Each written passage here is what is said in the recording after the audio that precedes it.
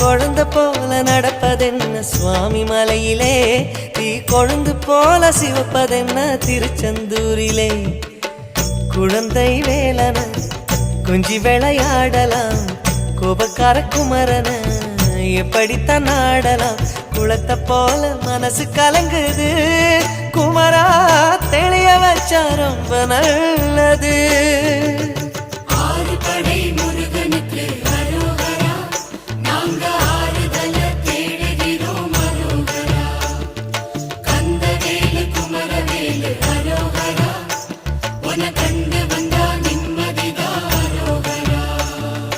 பழனியிலே சந்நியாசி, தணிகையிலே சம்சாரி, ஓம் கணக்கு புரியலையே முருகா, ஓம் கணக்கு புரியலையே முருகா.